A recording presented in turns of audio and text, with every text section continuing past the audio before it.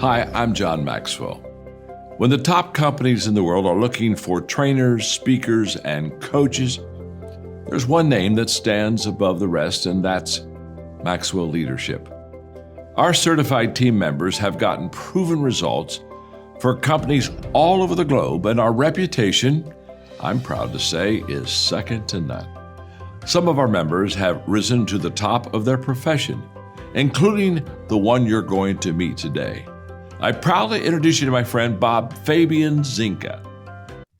Welcome to the Leadership and Success Podcast with your host, Coach BZ, where we help you lead with purpose and succeed with impact. If you're ready to grow into the kind of leader others want to follow, this podcast is for you. If you're determined to elevate your success and leave a lasting legacy, this podcast is for you. As my mentor, Dr. John C. Maxwell reminds us, everything rises and falls on leadership.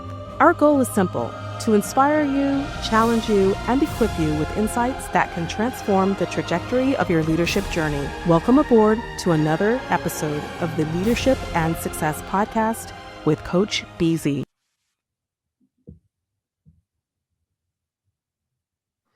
Hi, I'm Kathy Eastwood, founder of E=Y.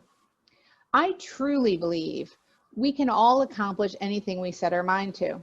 Each of us has the answers and the capabilities within ourselves, but most often we allow our fear to control us or limit us. My personal mission in life is to inspire and enable others to bring their ideas and desires to reality. That is what leadership is all about. My first official leadership training came from my volleyball coach. The first lesson was I could either be a spectator or a participant. It was easy to be a spectator, to cheer and judge from the sidelines, but it'd be a lot harder to overcome the barriers and join in and help make things happen. I chose to be that participant. This brings me to the second lesson, mental toughness and extra effort, MTXE. This was our rallying cry, which led a team of pretty good talent to come together and ultimately win the Volleyball County Championship. I took those early lessons to heart and continued to build upon them over the years. I learned that leadership is about winning the hearts of others to take action you need them to take. It's about motivating them to take the path less traveled, to overcome their fears, to believe in themselves, to exude MTXE, and accomplish things they crave but didn't believe they could. Unfortunately, we lack strong leaders in the business place today. How do I know? Studies show only 3 out of 10 employees worldwide are actively engaged in their job. That means 67% of people lack the passion for their roles and don't care to innovate, create, or put anything extra into their jobs than the bare minimum. When people are unhappy, your customers are not happy, and ultimately companies don't profit. I want to change that. We spend too many hours of our lives at work to not enjoy what we're doing. I want to build the next generation of leadership that knows by focusing on people first, inspiring and enabling them, you can create a virtuous cycle that will deliver amazing results. That's why I created E=Y. It provides the formula, the standard software processes to train, coach, and certify E3 leaders. E3 leaders are those that really nurture and get things done. They get things done by connecting to the hearts of others. Thank you.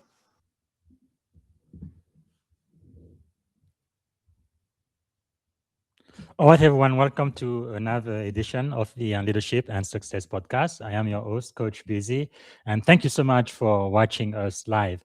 And I have actually invited about half of the people I know in New York City. I know Kathy is from New York, so all of my Wall Street friends, hopefully you are watching live, and you're going to have an opportunity to be asking questions.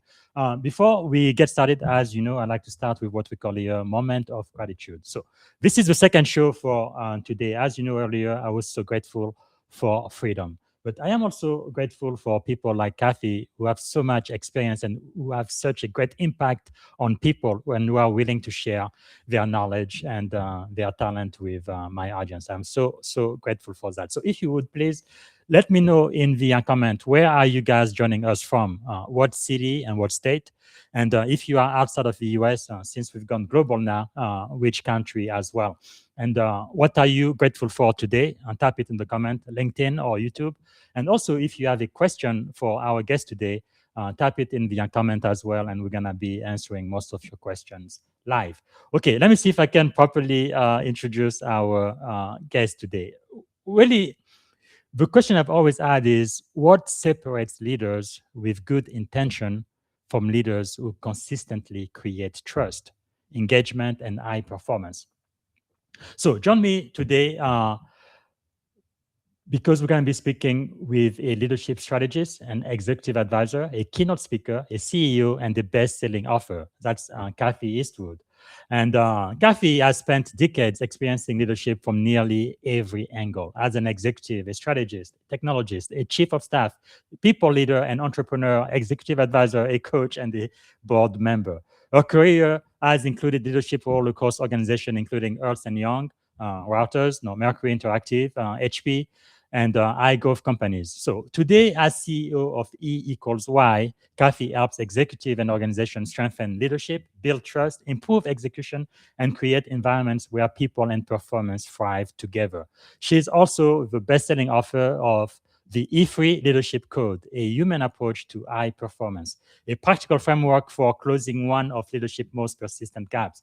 Actually, today I just released my review of a fabulous book. So hopefully you guys are going to be able to not only read the review, but also get a copy of the book, the E-Leadership Code. I think this is the 21st edition of my BBB newsletter, Bob Best Books. So I hope everybody gets a copy of the book. But part of what we're going to be really learning today is expressing, what, creating clarity around vision, purpose, priorities, and the why, engaging, building trust, connection, shared accountability, and stakeholder buyout, and executing, right, turning strategy into action through discipline, ownership, rhythm, accountability, and follow through. So those are the E3 leadership. I guess I could add emotional qualities as well, right? Leading with awareness, authenticity, courage, curiosity, empathy, vulnerability, and humanity. And we look toward the future as AI and automation make execution faster and increasingly powerful. Will distinctly human leadership become even more valuable? I believe the answer is yes. So without any further ado, please help me welcome to the Leadership and Success Podcast, the one and only Kathy Eastman.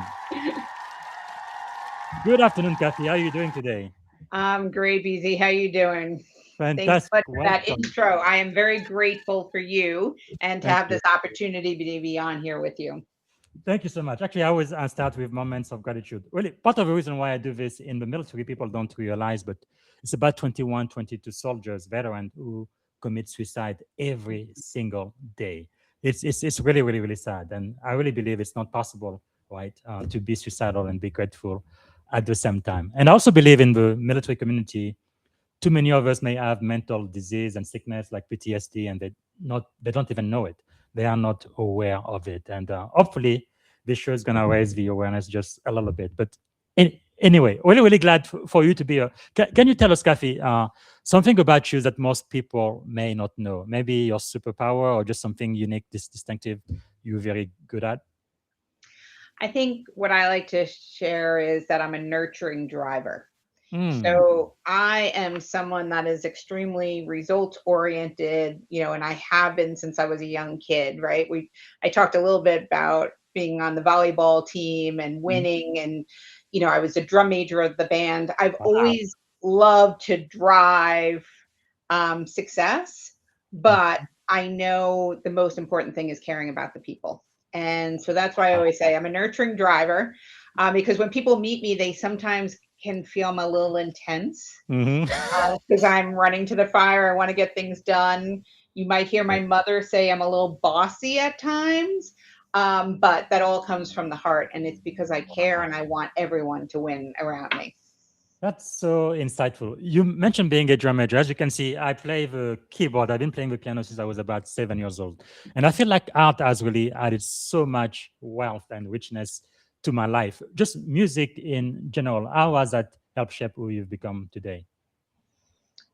It's interesting. I think about it as that's what leadership is all about, Mm. right? Because if you're thinking about all of the different instruments that Yeah. come to play, they're all different. And Mm. what you have to do as that leader is to make sure everyone is performing at their best, Yes. because that's when the best music is there, is when everyone is excelling. And so So that's powerful. where I think is what a great leader is. They're an Mm.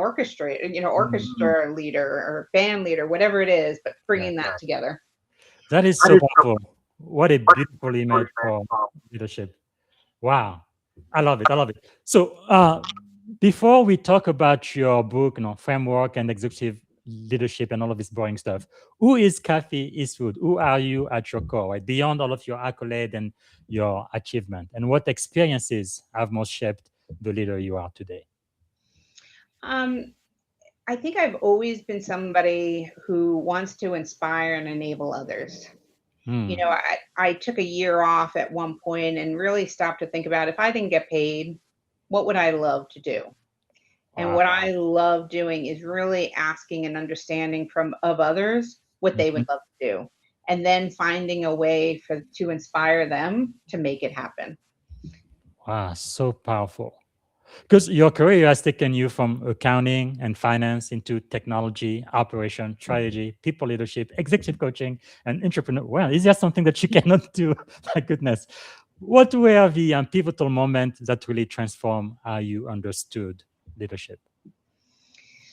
I think the first one started, I was an auditor. I started my career as a CPA. Mhm. And, I went from being a CPA, and my last job before becoming, starting my own business was a Mm. chief people officer. Wow. So that's a really big Huge difference spectrum. there. Mhm. But I think, starting my career as an auditor, I really had to be able to look at processes end to end. How does a business run? Where could there be risk? Where are there mistakes? Yes.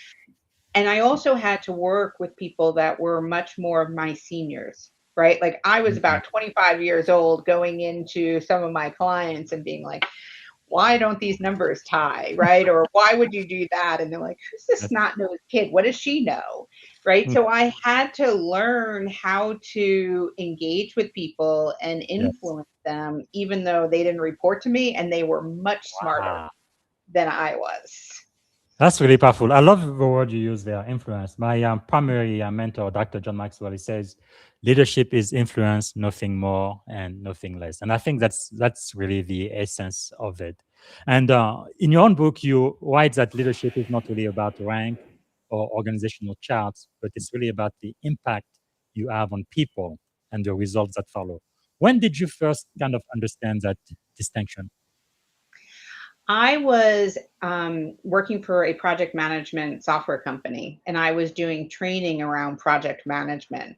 Hmm. And I had gotten really good about putting a work breakdown structure together, all of the tasks that Wow. had to be done, and assigning people to the Hmm. task. And I'll never forget, one of my sponsors on that program came up to me and said, well, Kath, what are you going to do when someone that you assign to a task doesn't do it? And I'm Hmm. like, well, they were assigned to it. They have to do it. It should be that black and white. And that's when he really made me stop and think, like, we can assign all day long and we can ask people to do things, but if they don't want to, it's Hmm. going to be hard. And that's when I realized that leadership is really about getting people from point Wow. A to point B and helping them understand what they need and why they need it. That is so powerful. You remind me of myself a little bit. My wife sometimes says I may be a little bit naive. No, I'm just like, hey, that's the way it's supposed to work. Why is this not working? Why aren't people doing what they're supposed to be doing? It's like, duh. I mean, it just makes too much sense, doesn't it, for people like us? But yeah, sometimes people don't do what they are expected to do, and it takes influence to really get them to get on board, right? And when I was doing the research on you, it seems like your father appears to have had an important influence on your leadership philosophy. What did it teach you about how leaders should treat people, especially when nobody is watching? One of the things my dad would say all the time when we were growing up is never judge someone until you've walked a mile in their Mm, shoes. so And you powerful. Yeah. really that empathy of putting yourself, you don't know what happened. And he would say, Yes. Kathleen, you don't know what happened to them today. You don't know if Mm, someone's lost their father, if someone has gotten into an accident. And everything we did, it's a saying we have throughout the family, everyone's like, never judge.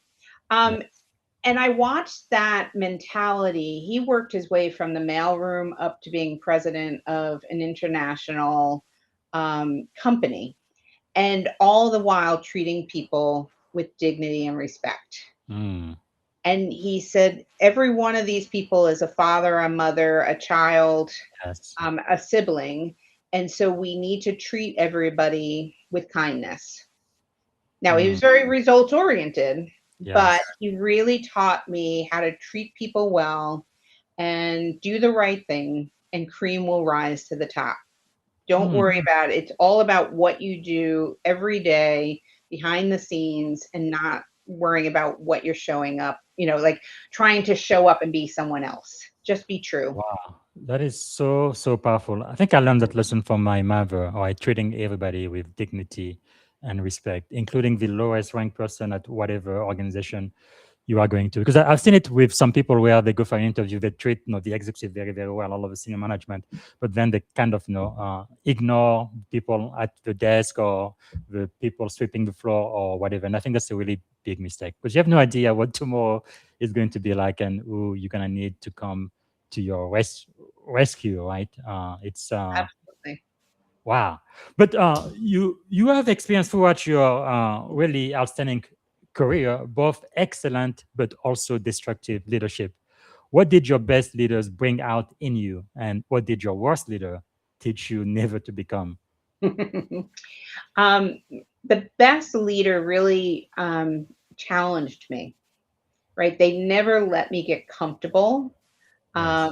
They were willing to spend time to teach me, and to really make sure that I understood what we were trying to do and why, Mm, and say, you can do better, right? And they gave yes. me honest feedback, right? Like, and it's something that to this day I hold really dear, is I want feedback, because Mm, I can't get better if you don't tell me how I'm doing. yes. Right. And so the best leaders were willing to do that for me. And so in a performance management, like, if I overachieved and I got a great rating, I was still like, what can I do better? Yeah. Because I just wanted to do a little bit more. Mm, So that was the best leader for me, was really focusing on how to help me show up the best version myself. The worst leader is when I fell into their trap. They were this one person I'm thinking of specifically, and it's actually starts one of the first stories in the book, was very command and control type style, mm, telling me what to do. There was no why behind it, no purpose. And the first day I found myself yelling at one of my team members, I don't know why, just do it. I yes. realized I had absorbed his negative leadership style. And I was like, okay, this is not good for me. Wow. And that was the catalyst for starting my own business and writing the book, to be quite Mm. honest. Wow. And I'm sure some people who are listening right now, they may have experienced something similar to that. Because it's really kind of sad. I mean, my own experience, even in the Navy, where you really should expect a lot of great leader. For the most part, that's true. But I've been in the Navy for almost 22 years now. There's at least one or maybe two leaders. I'm like, I don't know where these people come from, but they should not have been in charge of my command, right? Because they're just horrible people. And I guess in your experience, if I may ask, if you can take us back to that moment, what was kind of the first thoughts that kind of entered your mind when you experienced that?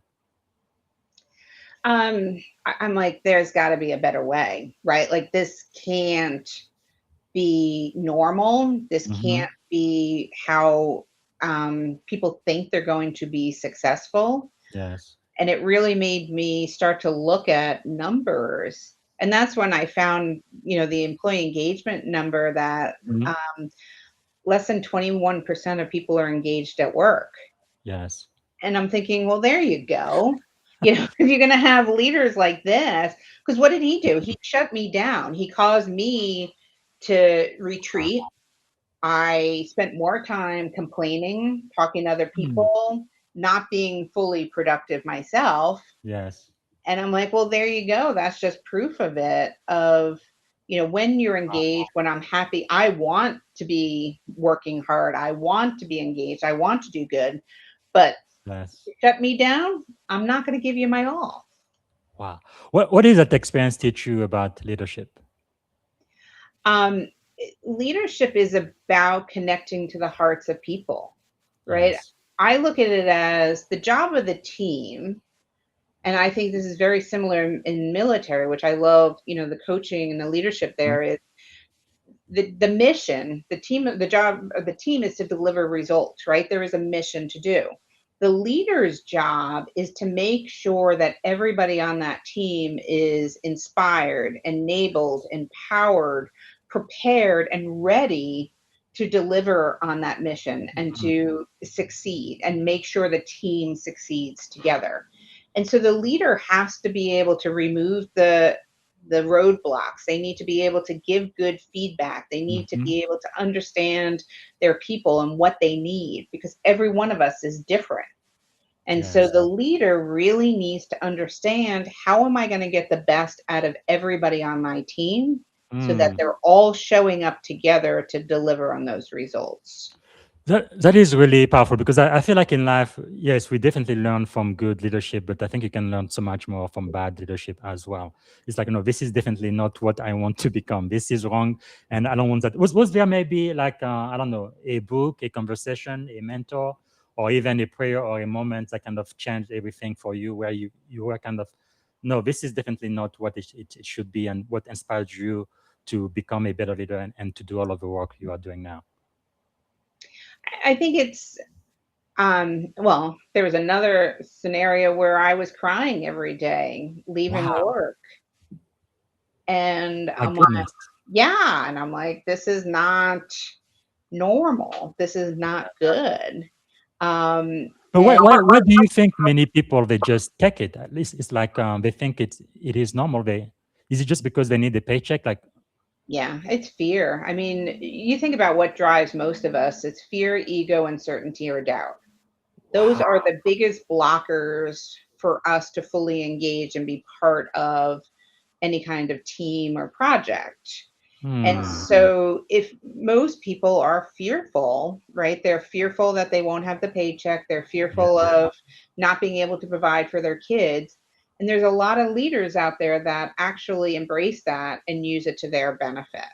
Wow, that is so sad because my primary mentor, Dr. Maxwell, says everybody deserves to be led well. And that is so true. It makes no sense for me to be working for someone and be crying every day. Are you crazy? I mean, like one of my mentors told me, what, you're not a tree, you've got feet. Move, get another job, do something. But wow, I'm so sorry you went through this. What happened? Like, how did you? Uh, That's when I started to learn, to your point, yes. not the right position, or I need to reframe this. And I really learned how to coach myself into Wow. this.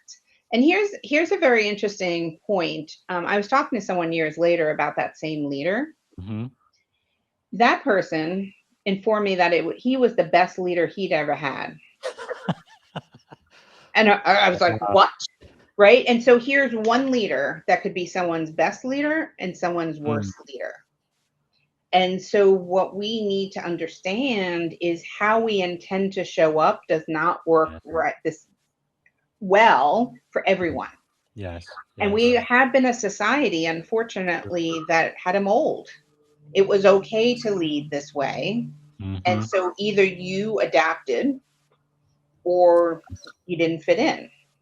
But I So think true. we're in a different place right now where 5 generations, a Hmm. lot more diversity. There's a lot Yeah. more different personalities. You Yeah. can't just lead one way anymore and be successful. Wow. I mean, it really makes me think. It looks like leadership is really more than just a science, isn't it? There is an art to it. I think Wow. it's both, and that's the most important thing, BZ, right? Like, I think it's why my premise is that Mhm. you need to have rhythm and a system, Yes. but you need to have the art to it as well. Wow. But all of this bad leadership experience you went through, how are you different today because of those experiences? I think the biggest thing is to have learned that none of them woke up with bad intent. Yeah. No one that impacted me the way they did intended to. And that's been really important for me to learn. Okay, if no one wakes up with bad intent, but they're Mm. not having the impact, then how do we help people understand that? And how do we, change how people are going to show up? And that's what I Yes. think is really important for people to understand. Wow. That's really powerful. I guess the last question I'm going to ask about this, and then we're going to move on to the next segment is how will this experience kind of shape the legacy you leave behind? It absolutely has shaped my legacy, right? Because that's where the Wow. E3 leadership code has come into play, that there is a repeatable process and it is based on humanity. Take care of your people, they'll take care of the results. So powerful. I think you know Kenneth Walsh. Ew, I'm so Uh, excited to see him. Yes. Hey, but Ken. Ken, let us know where you are joining us from, what city and state. And if you have a question for Kathy, please let us know. And Daniel is also watching all the way from Orlando, Florida.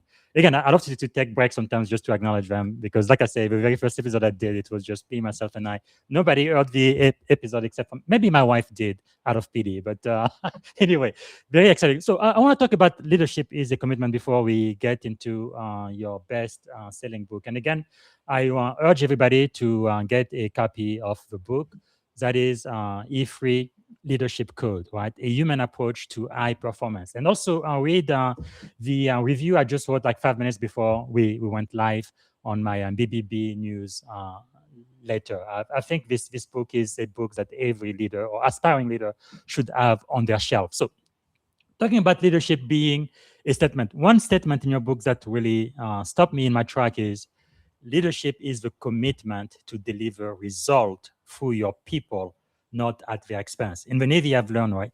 Mission first, but people always. Yes, we have a mission, we have results, we have to do things, but we can do it without our people. And really, the people are the most important critical resources we have. So I guess the question I have for you, Kathy, can you unpack that for us? And what does delivering result through people rather than at their expense actually look like? Yeah, I call it the virtuous cycle, Mm. BZ, where, we want to drive results and, a lot of companies, they want the profit, Yeah. right? We need to grow the company, whatever the results are for the business. But if you start with people and you think about, are they engaged? Yeah. Then they're going to be more productive, right? So now people aren't leaving, they're staying. If people stay, then you're saving money from new Mhm. onboarding. As they stay, they're more innovative. Yes. So now they're bringing innovation to the organization, which then helps you drive more revenue for the business. The happier your people are, they treat your customers better. Yes. And so when you treat your customers Mm. better, what happens? Your customers buy more, they refer more, they become, your advocates. Yes. So if they're buying more, referring more, all of that, that's when your profit grows. Mm. So it's actually proven the mathematical elements for those that are like, nope, we got to get profits. Yes. Start with your people. And when you take care of your people, that is when your business is going to grow. That Because to your point, you can't get anything done without your people. that makes so much sense. You remind me, one of my dearest mentors is no longer with us, but General Powell used to say, with a science of management, right, you can pretty much get people to work up to 100% of their potential of their capability. Like you say, I think it's less than what 22% of people are actually engaged at work. So with management, in theory, you can get it to 100%, but with leadership, you can actually go above and beyond that. That's why in the military, you have sailors in the Navy who are willing to give their life for a mission No, I don't know. I've been in Silicon Valley for almost 12, 13 years now. I don't know anybody at Google or Facebook or Microsoft who's going to be willing to give their life for me. But I know of at least two people in my unit who are willing to do that for me and me for them. So leadership really takes you to a all other level. Before I get to your book, so we're talking about leadership is commitment with leadership expert Kathy Eastwood. And one of the important distinctions you make in the book is between intent and impact. And I think that is so critical. How can I believe I am being a good leader while my team experiences something completely different? Right? But really, the question is, what should leaders do when they discover that their impact does not match to their intentions? I think the first thing is making sure you do ask, Yes. right? So what I often suggest for leaders is to make sure they have their playbook, Mhm. right? They need to know, how do they intend to show up? Yes. This is my leadership style. This is who I am. This is how I intend to be there for you. And then asking, am I showing up the way you Yeah. expect? What do you need? How are you going to excel? What can I do differently to help you be successful? Mhm. But so often we don't ask those questions. We just assume, and we both know what happens when we assume. Yes. Wow. Now, as we talk about your book, I think I saw this picture. I think it was on your LinkedIn. I think you were just dreaming of one day having your book published somewhere and being a bestseller. So that dream has realized for you. First, how do you feel about that? Congratulations, by the way. What of that I actually published the Yes. book? It's been a long road, and it's what I have to remind myself to be grateful on a regular Yes. basis, and because it took a lot of people to Mm, get to this point. that's really And something. yeah, it's exciting. Well, I am still dreaming. I am working on a book myself, and hopefully it's going to be on every shelf in America very soon. But I guess the question I have for you, when you wrote this book, why did this book have to be written? What inspired you to write this book? I find so often, well, first of all, it goes with the number that more than 50% of managers have never received training. Yes. Wow. So you get promoted because you're good at doing your Mm-hmm. job. Leadership and management are a totally different job than doing the function well. Yes. So there's a gap. A lot of the books that are written are very much about what you should do and why you should do it. Mm, And so they're theory. And I wanted to put something out there that talked more about how to actually be a better wow. leader. So it goes through, and I use the E3 leadership code throughout the book, express the end vision. Like, let's talk about what it is and why, but let's talk about how to do it. Mm, Because unless we change what we're doing, we're not going to be successful. wow. And so, to your point, we were talking earlier about Mm, influences, right? You learn through different spaces. yes. There's a lot of leaders that haven't had a great leader, Mm, so they don't know what that looks like. And so therefore they're winging it. They're basing it on a poor leader. And so I wanted to really put a guide out there that could help people look at what good looks like yes. and how to be that way. And Mm, by the way, it's not just about leading in the workplace. I've had nurses now that have read this. I've had people dealing with their contractors, right? We're all trying to influence people to get from point A to point yes. B. And this book really talks about how can you drive change and by caring about others. That is so powerful. I don't know. I've been studying leadership since I was about, what, 14, 15 years old. I've read over 3,000 books by now. But one thing I found is leadership is really not that complicated. You don't have to be a rocket scientist or anything. It's pretty simple, actually. But it's not just knowing, it's actually in the doing, right? Because when I Yes. read your book, you do argue that knowing what good leadership looks like is really not necessarily the hard part. No, living it consistently, that is where I guess the rubber meets the road. Why is the knowing doing gap so persistent, you think?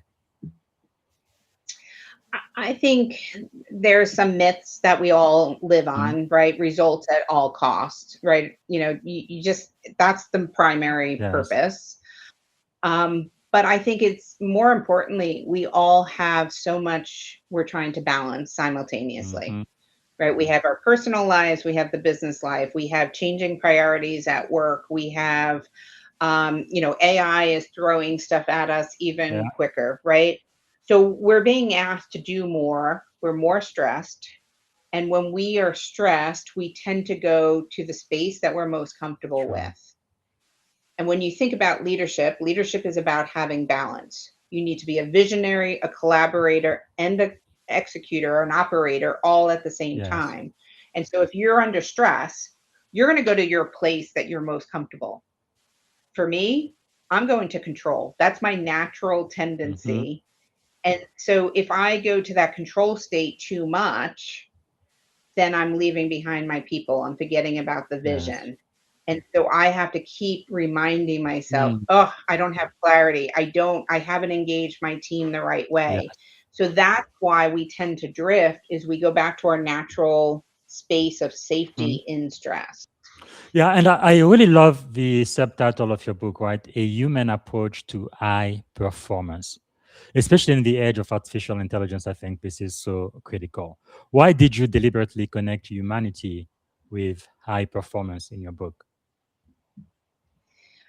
Because I think it's becoming even more Yeah. important with AI, right? And actually Ken had a question about that. How does the leadership styles evolving in the AI Mm-hmm. era?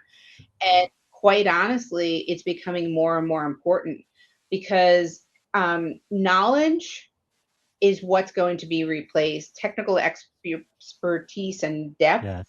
is what AI is going to be able to do well. So if you've been a subject matter expert and you've really relied on being that SME, um, you're going to struggle in this new Yes. world because now what we need is leaders that can span all of the different functions to look at the end to end Mm. process, understand where people fit into it. Yes.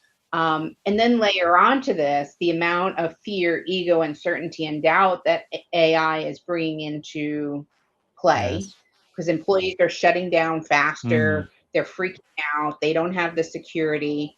So, as a leader, the ones that are going to succeed are the ones that can really have the empathy to talk to the Yes. people and help them change how they're going to move from point A to point Mm. B. So if you're not human, if you're not empathetic, if you're not bringing that feminine energy into play, you're going to be left Yes. behind because that technical expertise can be replaced more so than the human element. And Mm. that's how we're going to drive high performance. So powerful. I don't know where that came from, but I was only, I think, 17, 18 years old. And I told myself that for the next century, the 21st century, 2000 and beyond, leadership would be the most critical skill. Because I saw in the 90s how really technology was taking over pretty much every industry and every facet of life. But the thing is, you can't really rely on machines. There's got to be a human element to that to be successful, in my opinion. And I like the question Ken asked you, but there is a second part. He also asked, how does AI impact both the leaders but also the individual contributors? I think the individual contributors, it should be able to help them do their job Mhm. better, right? There's a huge opportunity for people that can use it. And when we use it in an integrated, ethical way, it's going to elevate what we get to do in our jobs, Mm. right? Those routine tasks can be automated, right? We can get a lot more done. So that means the critical thinking, the strategic thinking, the collaboration across functions Yes. is going to become more important. So I think it will impact us, but I think we have to look at how it will help Mhm. us be better and improve. Wow. Now, again, your best-selling book about the E3 leadership code. No, E3. The first E is express, engage, and then execute. Now, when we talk about express, what does it mean to express the vision? But also, why is communication so critical? So we all as humans crave purpose, right? So when we think about what gets us up in the morning, purpose is one of the things, right? And yes, we could go after fear as being something, but if we really think about why we're going to do something, it's about having that vision, that purpose. And so expressing the end vision, where are we going? Why are we going there? What's it going to look like at the end of it? So powerful because it creates clarity. And the thing that I've also learned, and there's a phrase I use, it's think idealistically, not realistically. So at this phase of expressing the end vision, if we can take ourselves out of the day to day and think about where we want to be, this way we think about it idealistically and not think about all of the barriers that are in front of us. Because if those barriers are what keeps us from trying to do something different, we don't have budget, we don't have time, we've tried that before, right? All of our feud comes back in.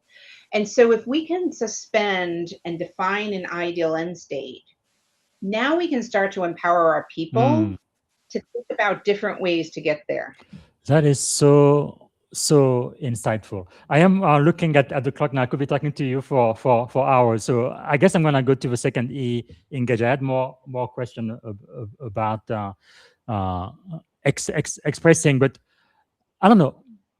I think this book is so critical. I think everybody definitely needs to get a copy. When we talk about engagement, it's really about connecting with people. In my experience, I have seen some average leader or poor leader who pretend to engage with you or they pretend to care for you. Like, oh, how are you doing today, Bob? And then you start telling them that they really don't care. Or they ask for your feedback, but they've already made up their mind what they're going to do. So it's true as a leader, ultimately, you know, the buck stops with you. You make up the decision, but at least you need to listen. You have to be humble enough to actually listen and consider. But it's like they ask you for your feedback, but they don't really want it. They don't listen to it, and they don't care.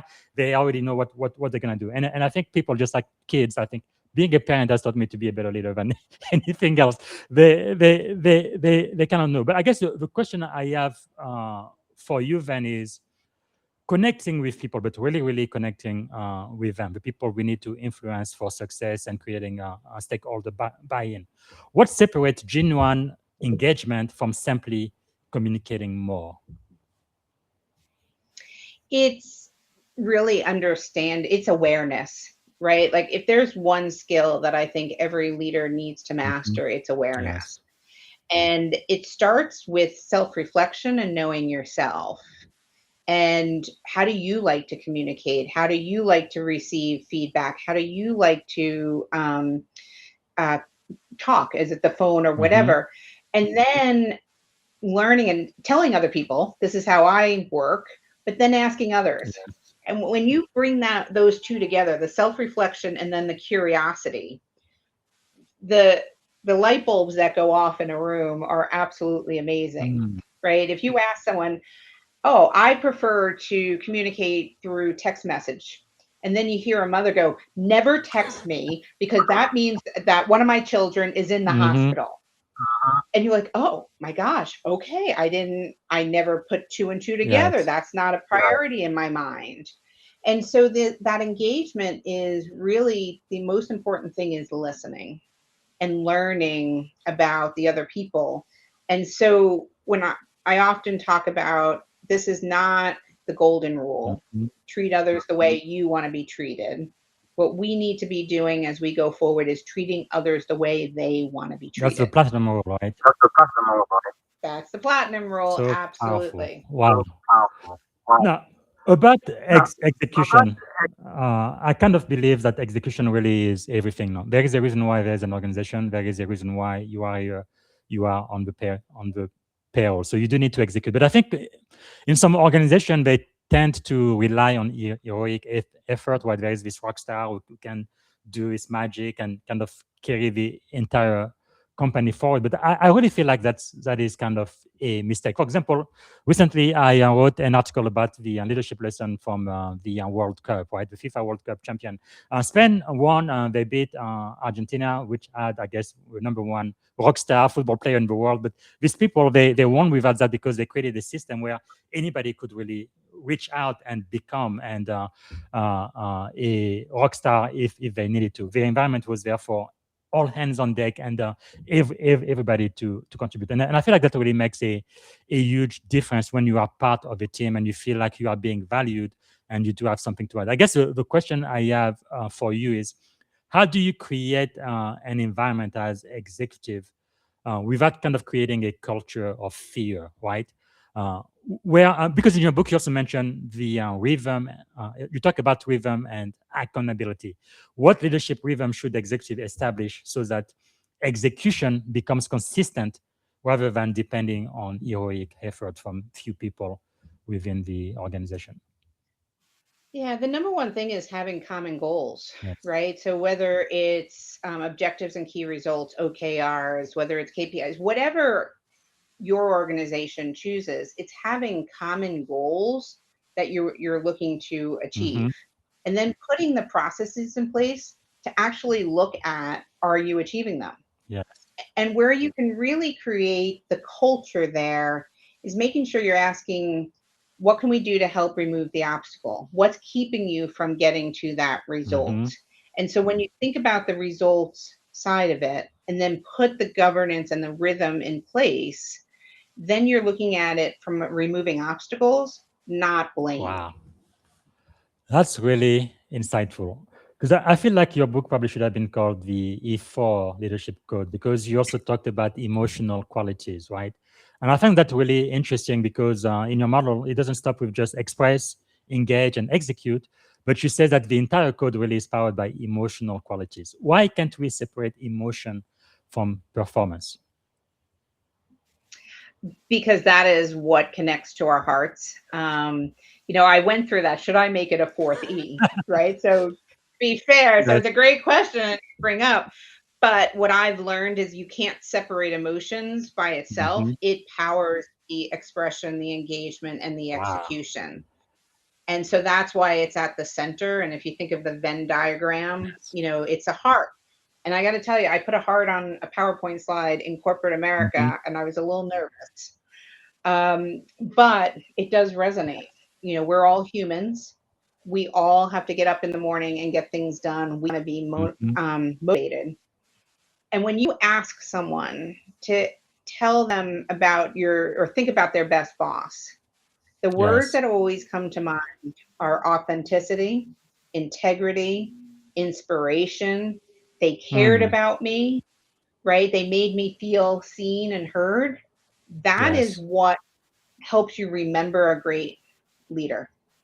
And so that's why I put it in the middle and that it powers everything else, because you can't express with clarity if you don't, show up with integrity and inspiration. You can't engage your people if you're not inspiring and enabling them, having courage and curiosity. And you can't Mhm. execute and hold people accountable if they don't think you care and there's no trust there. So it's all about building trust with your team so that you can drive forward at greatest speed. Wow, that is so insightful.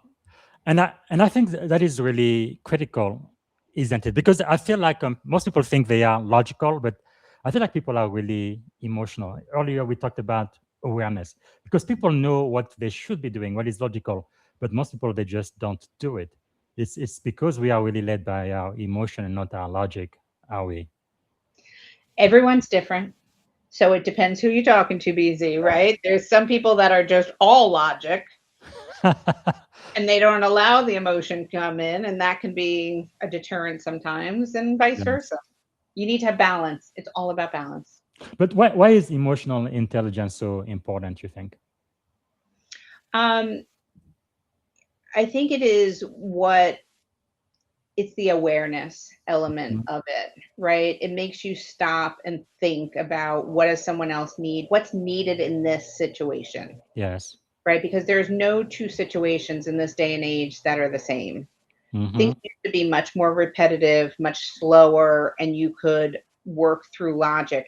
Here, you have to be able to think quicker, smarter, faster, you pick it. And so you have to be connected with others and you have to have trust, Mm. because, and I mean, this is big in the military, right? You Yes. have to know that everyone's got your back and there's trust there. It's the same thing in corporate. We have to trust Mhm. that everyone's going to do their part and carry their weight and show Yes. up so that we can drive things forward. So powerful. And this is from your book. You just mentioned that express, engage, and execute, and then emotional qualities being right at the center. And I think that really speaks. I know I'm more of a visual learner than anything thing else, but I guess if you have a question I wanted to ask just about emotion is if a leader is brilliant strategically and operationally but lacks emotional intelligence, what eventually happens to the organization? They may, usually short term, they might deliver some good results. Yeah. But long term, what you see is you don't have the continuity, that people may not stay, they're leaving, so you're having turnover. If you have turnover, then you can't have the innovation. So Yes. it just doesn't build that camaraderie Mm. where people want to stay and want to do more. That's really something. I had a lot more questions, but we are already running out of time. I think we only have about 10 minutes left. So let me ask you this. It's about, I think, 11 chapters in your book. You start with chapter one, the ABCs of leadership, and then you end with putting it all together. Is there a chapter that challenged you the most or that surprised you? Maybe you had a certain idea before you wrote the chapter, but after your research and writing it, maybe your mindset changed on some things? Um, I think it comes down to lenses, right? And remembering that we all are bringing our experiences to play. And Yes. so for me, that was really eye opening to recognize that, there's no mold. We have to show up, but trying to explain how my past and your past are Mhm. two very different things. Yes. And we have to be really respectful of that. And so trying to find a way to explain that was challenging, but it is Mhm. really important as leaders to think about it. I guess that also takes humility, doesn't it, as a leader? It does. Wow. That's probably one of the most important lessons I learned when I had the great honor and privilege of being a commanding officer in the most powerful navy in the world. You don't know everything, and you have to rely on your people, including the least junior people. Sometimes they have the answers that you just cannot come up with, and that's going to save your entire mission. It's just amazing. Okay, so let me ask you this then. For people who are watching and listening to us right now, as they pick up a copy of your book, if there was one and only one lesson you wanted them to remember by reading the E3 Leadership Code, what would that lesson be and why? The importance of self reflection Yes. and knowing yourself. Um, I think a lot of leaders assume they know themselves. But I know for me, when I left corporate the first time, I did an exercise of what my values are. And I'm like, oh, Mhm. I'm a very value based person. This will be simple. And Yes. when I sat down to do it, I was like, I don't know. And Yes. the power that comes from knowing yourself Mm. allows you to then lead others better. And that is, awareness is the most important thing. And Yes. that's why this becomes very personal to Mm. understand what else is happening with others. I love that awareness of self and awareness of others. Well, we have another question from the audience. Daniel says, Kathy, what's one practical way new leaders can build genuine operational security during high pressure pivots so employees feel safe enough to embrace new learning curves instead of retreating into self preservation and appearing afraid of asking questions? So, how do you engage genuinely? One of the things, so I use this tool, you've heard me talk about it a little bit, but fear, ego, uncertainty, and doubt. Yes. I will sit down with my teams and ask them outright, what are you fearful of? What are you uncertain about? And I often start with myself first. Mm, So I'll be vulnerable and share what I'm scared my job's going to go away. And when you open up that way and you give other people permission to share as well, then you really get to learn what's mm. going on in people's I love minds. But it's powerful when you can ask that question. I love that. Actually, in cybersecurity, we talk about FUD a lot, fear, uncertainty, and doubt, because that's usually how we get people to increase our budget. But I like FUD better because there is ego there too, Yeah. isn't there? Yeah. Wow. And we have another question. It's going to be a segue to the last segment as we are running out of time. Kenneth again is asking, as AI potentially displaces 44% of individual contributor, we must address fundamental organizational question. What will leadership structure look like? How many leaders will we need when our workforce composition fundamentally changes? I think that's the question that a lot of organizations are looking at right now. I think we're going to see a lot flatter organizations. Mm-hmm. Leaders are going to have to think more project based because they're going to need to be moving around quickly between projects, bringing people together to do this project, releasing that team, bringing another one in. And I also think that leaders need to realize that they're going to be managing more than humans. Yes. You know, they're going to be probably managing agents, Yes. AI which agent. is going to require a whole new skill as well. This is really, really crazy. So I must ask you then. So as we are entering into an era where artificial intelligence can increasingly analyze, recommend, automate, write code, and make decisions. Actually, I was really shocked that the US military is already using artificial intelligence in live military operations and war. I'm like, wow, I thought it would come down the line, but my goodness, taking over every single field and industry. I guess the question for you, Kathy, is uh, what as machine becomes more capable and AI has been really increasing its capability almost daily. It's just we never had the technologies that really increases so quickly. Which distinctively human leadership qualities do you believe will become more valuable and not less in the world we're living in now?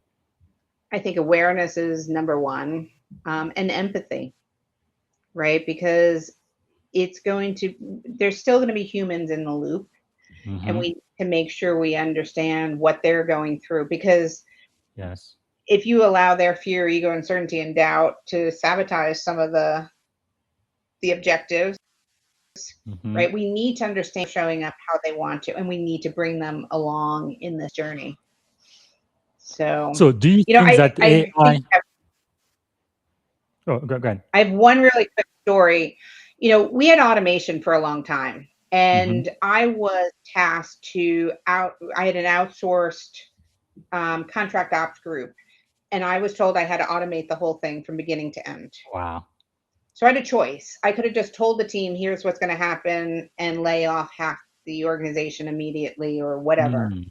What I did was bring them all into a room, all the leaders, and said, what does this look like? What does automation look like? And what are Yes. you going to do once we have the automation? They designed the next generation Wow. of contract operations. And most Mm. of them, you know, knew their job was going to end in that capacity. And we set them all up for the next role and what they Wow. would be doing. And so that took leadership to give them to think Man. idealistically. And that's what we're doing now, right? So, yes, it's moving Or faster. what we should do? Well, yeah, we should be doing that. Sorry, but that's what we have Yeah. to do, right? We know how to do this. Yes. We just have to remember to do it and do it faster.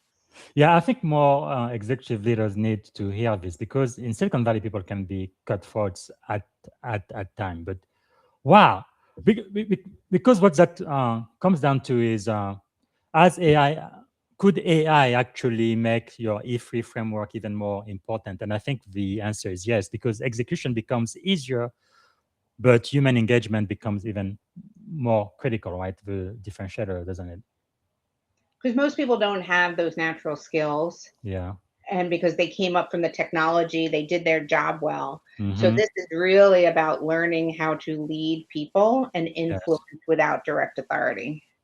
So, what then should leaders never ever outsource to AI, no matter how capable the technology becomes? The conversations with their people. You know, Yes. how are you feeling? How are you doing? Do you understand what we're doing, why we're doing it? How are Mm, you going to buy into this? How are you going to do it? Those are conversations that you need to hear and understand what the feedback is.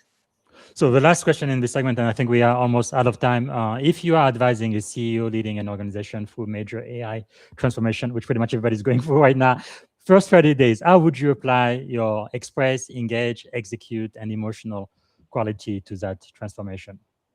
First, start with, clarity. What are we doing? What does success look like when you've engaged and you know you have AI? How are you going to get buy-in from your people? And what are your structures and rhythm you're going to put in place to actually make it happen? Wow. Okay, before I ask you my closing question, I want to ask what can we do to add value back to you? Thanks so much for spending the time with us today. I really appreciate that.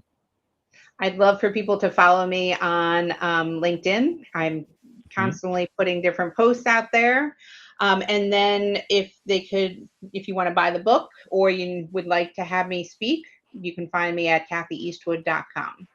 And people who want a signed copy, how can they do that? I'm sorry, what was the question? A signed copy of your book. Oh, if they want a signed copy, they can go to kathyeastwood.com/book and order the book directly from there. And I think you have 2 events coming up. We do. We have a couple of lunch and learns. So we do free lunch and learns every month. One is about balance coming up. We actually have one for AI in early September. And then we have a boot camp in October. So we have a lot of activities going on. That's really crazy. When do you find time to sleep, Kathy? My goodness. Wow. Thank you for your... I'm an overachiever. So before I ask you the last question, any question I should have asked you, I didn't get a chance to ask. Anything else you wanted to share before we end the show? No, I think we've covered a lot, BZ, and I appreciate it. But of course, for everybody, I don't have to say that again. Everybody needs to get a copy of his book. It's available everywhere books are sold. That's the E3 Leadership Code, a human approach to high performance. I think that's become more critical now than ever before, with AI taking over pretty much everything we used to do. So the last question I have for you then, Kathy, is this. There is a leader listening today who genuinely wants to be a good leader. Right? They care about their mission, they care about their people, and they are overwhelmed by deadline, pressure, change, AI, competing priorities, on and on. So I think most people can relate to this.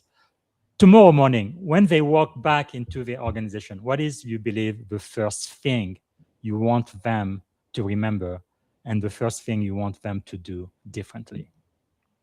First thing is to take a deep breath before jumping into that to-do list or running into the meeting. Yes. And take a moment and ask yourself, what would you love to accomplish today? If it was just one thing, what would it be? And then what do you need to do to inspire and enable and help others feel good and clear and bought into that mission so they have clarity to help you deliver on those results? Wow. Value-based, people-centered leadership. I love it. I love it. I love it. Thank you so much for your time today. Very last question. One word you think would express your time here on the podcast, our time together. One word. Oh, inspiring. And I am so grateful. There's another question, but we're going to have to take that later. Thank you so much, Kathy. I've taken too much of your time already. I really appreciate you. Thank you. Thank you. Appreciate it. All right, everyone, this is it for the book. So make sure to follow Kathy on LinkedIn. Very, very easy to find her. LinkedIn.com in Kathy Eastwood. And also, if you want a signed copy, go to kathyeastwood.com. And if you want to hire her as a coach, as a speaker, E=Y.com. And of course, I've said it before, I'm going to say that again, get a copy of her best-selling book, the E3 Leadership Code. Every leader and aspiring leader needs to have that in their bookshelf. And also, I want to remind everybody for this week, the friend in the spotlight was Admiral Mike Studman, which I interviewed last week.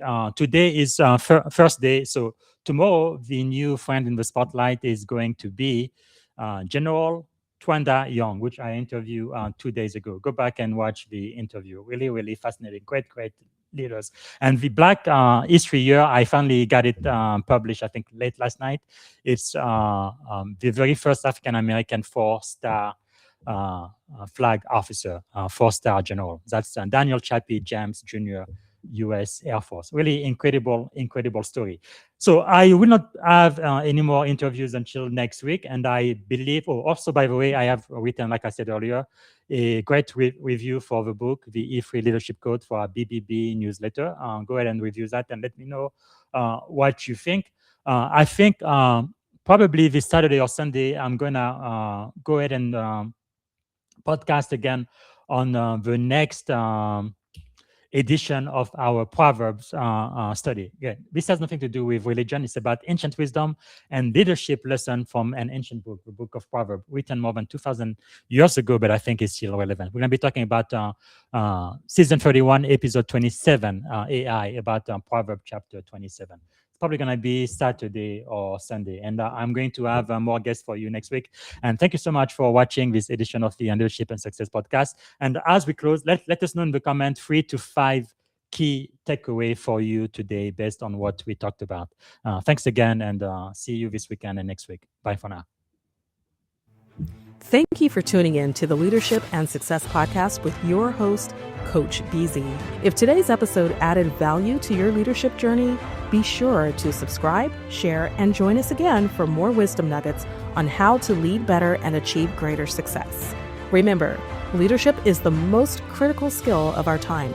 The world will always need leaders to inspire others, drive innovation, and execute meaningful strategy.